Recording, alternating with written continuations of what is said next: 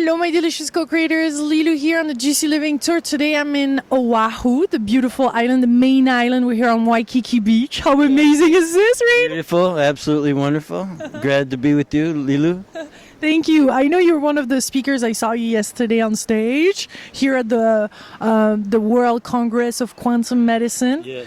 And I would love to hear more so that you can introduce yourself so I don't make little boo-boos or mistake here. Well, you know, I'm Reid Davis. I'm the founder of the Functional Diagnostic Nutrition Course. And yesterday I had a great opportunity to speak to the whole audience about what we do. And it works very well with quantum medicine.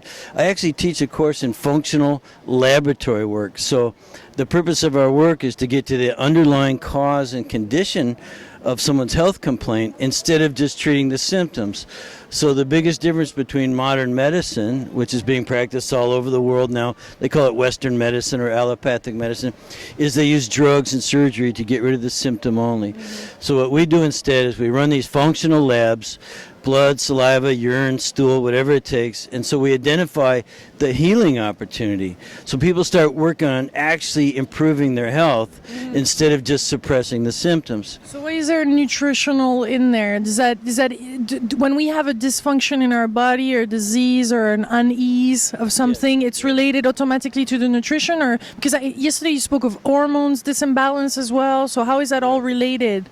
For the non-scientific of us. Okay, well, I'm not a physician, I'm just kind of a researcher and a guy with a lot of experience. So I've done a lot of testing on people and made my own observations about who got better and who didn't. And I noticed that those treating the underlying condition, so improving things like hormone imbalance, improving the immune system, improving digestion, improving your detoxification capacity, when you work on at that level, you're actually improving your health and your symptoms kind of disappear. So once again, modern medicine is based on symptom removal. We care about that. I mean, if someone's suffering, you definitely want to give them some relief, but you want to focus more on building health. And so that's what our work is all about. And we use these functional labs, like I said, and it also makes it really convenient. So instead of having to go get a blood draw all the time, you can actually just do it with saliva. You can put your saliva in little tubes, mail it off to the laboratory. We get the test results, and then we're able to give people natural protocols. So what I mean by that is, again, instead of drugs, wouldn't you rather take your own lifestyle into consideration? You have to eat right, dress, well, we call it DRESS. It's DRESS. So that stands for diet, rest, exercise, stress reduction, and supplementation. So supplements are important, but they're only one part of the program. So the rest is very much behavior modifications, and that's why we say it's natural, it's nutritional, and it's not about drugs. So what do you find provokes the most stress and disimbalance within people? Well, that's really a good question. It's kind of a tough one, but because everyone is so different. And we've kind of categorized stress into different categories like mental, emotional stress. So people have fear, anxiety, worry, panic.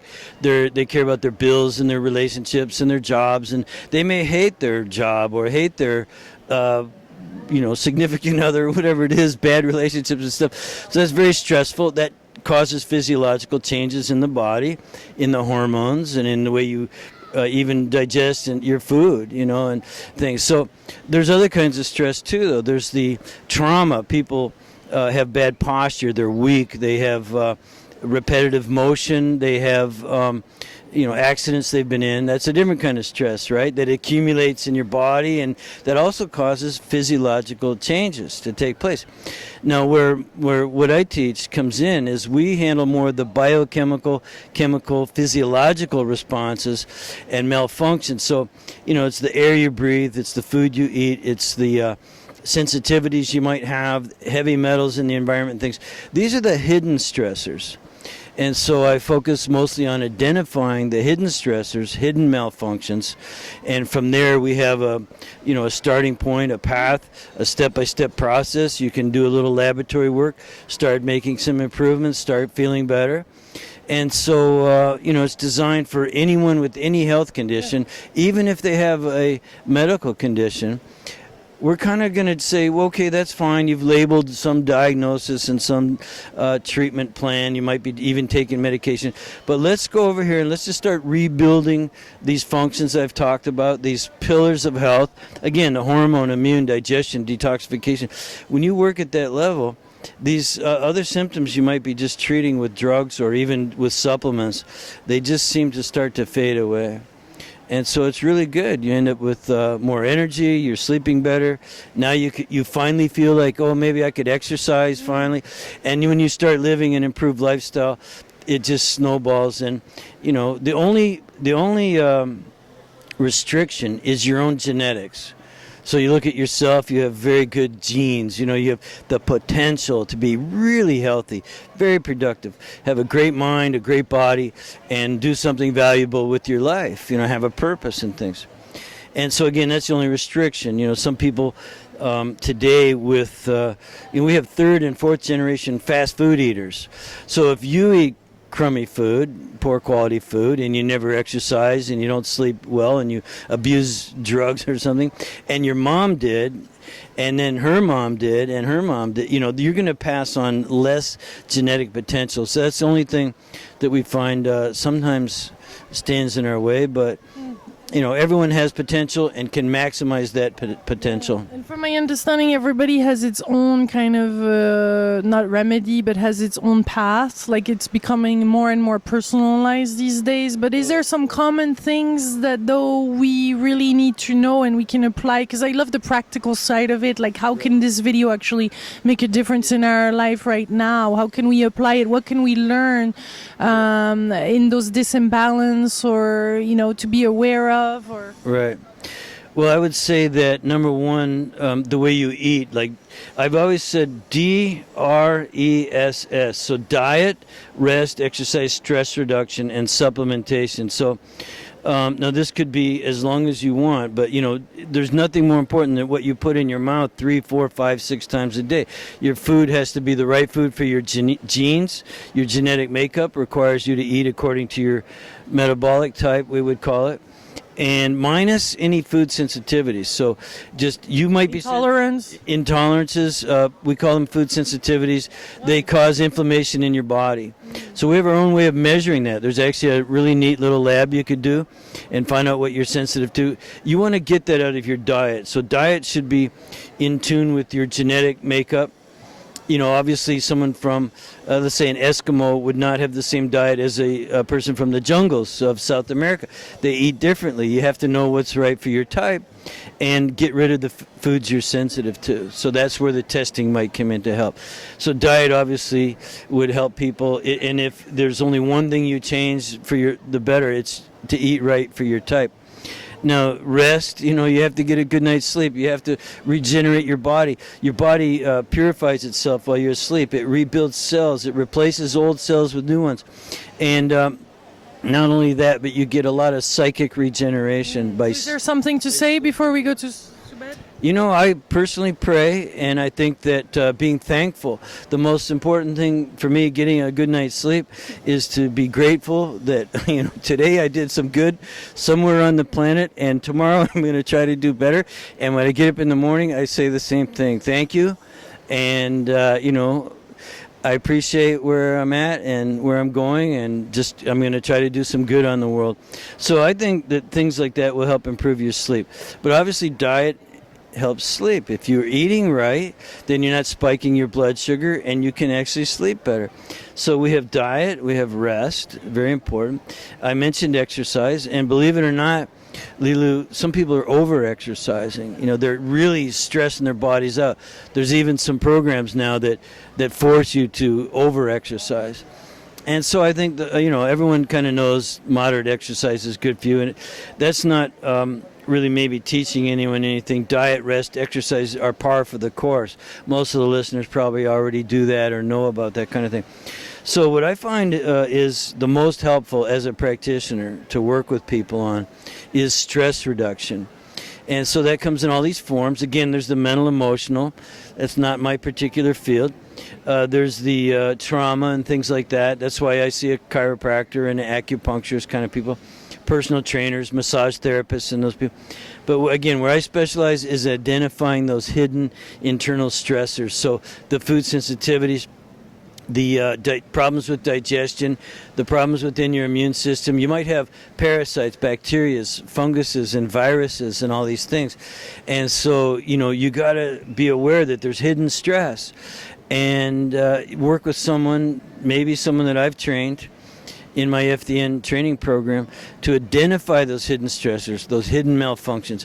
And now you're really cooking with gas. If you're doing diet, rest, exercise, and reducing stress, including those hidden stressors, then your supplementation program is going to be more useful.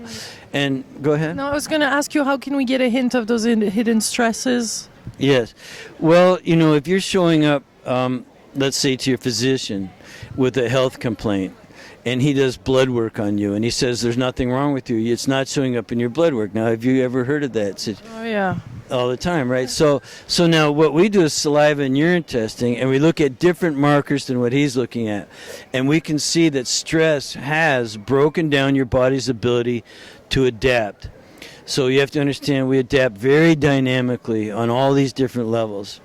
Now, I don't want to get too technical on you, but we simply fail to adapt. We start to lose the ability to adapt. Our resistance goes down, and so functions start to fail. Now, those functions could be on a cellular level, a system level, an organ level, whatever you might have, and you feel, I think the medical term is crappy. You just feel lousy, and sometimes you feel lousy all day long, and you don't have any energy, and you're just not the person you used to be. And so that's an indicator that there's some hidden stress, because if it was obvious external stress, you'd already know. And so to further answer your question, how do you know if it's hidden stress? Well, if you feel lousy, but your life hasn't changed a lot, in other words, you have the same job, same family, you're doing everything you think the same as when you felt good, and maybe 6 months ago or 6 years ago, you felt good, and you don't think anything's changed, but you don't feel as good. So that's how you know it's got to be something hidden. And so you get with someone who's trained to find those hidden stressors, those hidden malfunctions. You identify where the body's breaking down and failing to adapt, and then you work on that. You work on those things. And on the nutritional side, do you? Everything is interconnected, right? Yeah. Do you recommend fasting? Detoxifying programs to clear? The answer is yes. Fasting is okay occasionally. Personally, I think if you're eating the right things, you can maintain a certain energy level by eating the right foods. Eat them as often as you must in order to, and everyone's going to be different. But so I'm not a big faster myself. However, I've been working on this for a while, and so, my body's ability to detoxify itself might be at a higher level than someone else. So if someone is first coming to us and they are toxic, and they've got an accumulation of whatever it is, whether it be the herbicides and pesticides and chemicals that are in the environment and in the air and all these things, and then your body creates its own waste product, and that gets kind of locked up in tissues. You see people who are fat, who have excess fat on their bodies, they're storing toxins, including excess hormones and all these different things. And so they probably would need more likely the detoxification program than say a really healthy person whose own systems are just kind of naturally taking care of it. And a good analogy for you might be something like, and this is a common phrase we use, you can't empty a bathtub if the water's still filling it up. So if you come to us, you're full of toxins, you're full of metals and yeast and maybe parasites. And parasites, they have their own excretions and toxins that they excrete. So you could be all full of this stuff, and we're going to have to detoxify you. But it's also important to cut off the flow. So you might have to treat the bugs. You might have to check your environment really thoroughly and eliminate things. You breathe fresher air. All that kind of stuff. It gets pretty complex, but I think our step-by-step system is what's very useful. does all this then allows really to just for our body to work as its optimum stage and really in a simple way then? Because it feels like with everything that we're adding, sometimes it's so much that we're actually holding the body from really doing the natural work it can do. Yeah, I think so. If I understand your question, you know, even a really healthy person has to, you can't... What I mean is that we're overdoing it most of the time. Oh, yeah, maybe. I'm not sure that we're overdoing it. If you're let's say you were one of my clients, we would put you on a path. It's step by step. There's a gradient so that you're not doing everything all at once. You can't do it all at once. People go on overload, and then they would end up in that situation where they're just more toxic than when they first started. So if you're detoxifying, yeah, you have to take a break from that. Let your body outgas, sort of, and then you can start over again. You know, because you might get nauseous or have skin eruptions, or you know, things you're not feeling so good. Yeah. So you think we can kind of, as Deepak Chopra say, just reverse the aging process on some levels? Well, let me address that because I've studied anti-aging quite thoroughly, and I'm almost 60, and I'm never going to be 22 again. We have to face that. But the idea of a person, let's say my age, or you can stay 40, a healthy 40-year-old, until way into your late 70s, 80s, maybe even the 90s. You know, there's guys that have done it, and women, of course. You know, people are in their 80s now and very vital. And so, you know, I'm not sure how much we'll reverse or how far we'll reverse it. And again, at my age, you're never going to be 22 again. But if you could stay 40 until you're 80 and then start aging, well, that would be pretty cool. Yeah. That's the goal. Well, thank you very much for this moment. This has been my pleasure. I really appreciate you and being here at the annual Congress of Quantum Medicine. And what could be better? We're in this beautiful, famous Waikiki Beach having a good time. And yeah. It's great. Yeah. We're in the flow. Thank you so much, Sreed. Okay. Much love, my beautiful co-creators. Thank you. Bye-bye.